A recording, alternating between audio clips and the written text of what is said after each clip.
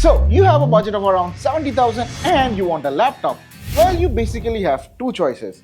i5 laptop with a dedicated GPU or i7 laptop without any dedicated GPU. But imagine my surprise when I found this on Flipkart. i7 13th Gen CPU with RTX 4050, it's from Gigabyte and it's selling for around 70,000. What?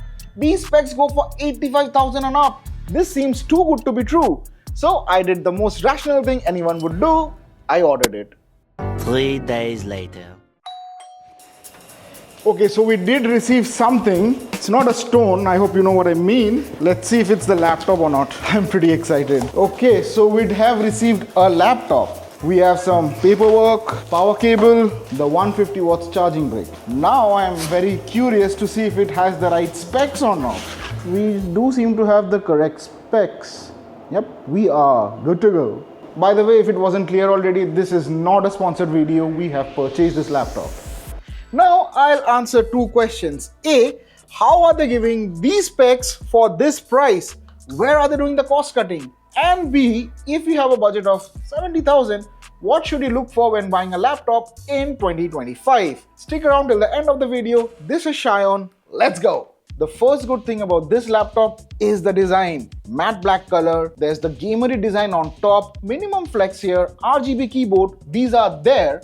But there are three interesting things here. First, where other laptops give one exhaust vent at the back, this not only has that exhaust, but you even get additional exhaust on each side. Second, you get these three extra notification LEDs over here. I really appreciate this. And third, you can open the lid with one hand, which is always a good touch.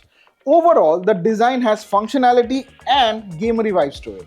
Next, not only do you have all the necessary ports, but you even get additional ports on the back, which makes it pro number 2. So on the left, you have a microphone jack, a headphone jack, USB 2 and a USB 3.2 Gen 1 port. On the right, there's a micro SD card slot, Type-C 3.2 Gen 2 port and an Ethernet jack. On the back, you have another Type-C 3.2 Gen 2 port, HDMI port, a mini DP port and the power connector. That being said, none of the Type-C ports here can charge. I wish one of them had PD charging.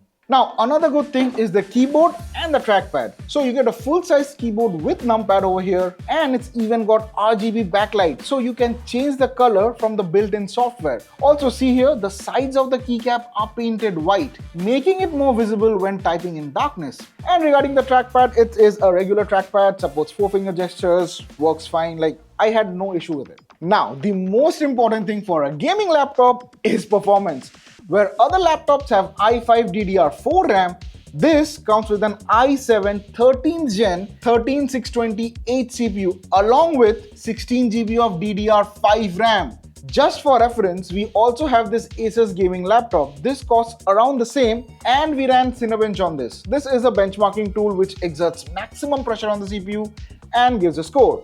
The higher the score, the better the raw performance. This laptop scored more than double, and mind you, both are at the same price segment. But benchmarks are benchmarks. Let's do something practical. So I have this 4K video file and let's see how well it can handle editing. Okay, so importing files, scrubbing the video, it is smooth. I can color grade, add text layers. Now yes, if you have a lot of effects, plugins installed, you will increase time, but for most cases, it can handle 4K editing without any problem. But what about gaming? Can this laptop handle all the latest AAA titles at max settings with ray tracing enabled? Well, yes and no. So this laptop comes with an RTX 4050 GPU, 6GB VRAM running at 75 watts. And we ran the TimeSpy benchmark. This was the score. So to test the gaming performance, I ran few gaming benchmarks, all at 1080p max settings with ray tracing enabled. First was Black Myth. It gave under 30 FPS, but then as soon as I turned on DLSS with FrameGen at the same graphic settings, the FPS went up to 46. That was more than double. And I would say this tech is a game changer, especially for mid-tier GPUs, and it's not just with one game. This is Cyberpunk Ultra Ray Tracing preset. Without DLSS FrameGen, it gave around 25 FPS. Activating DLSS FrameGen, it gave much higher. Next, we have everyone's favorite GTA 5. This is the enhanced edition. You can see the difference. However, there are two catches when it comes to FrameGen. One, older titles like RDR2 doesn't yet have it. So if you activate DLSS, the difference in FPS will not be that significant. And second, since the additional frame is AI generated frame, there is a chance of latency. So don't use it on online gaming. Overall, this laptop can handle demanding AAA titles. And if you tweak the settings, you can even get more FPS.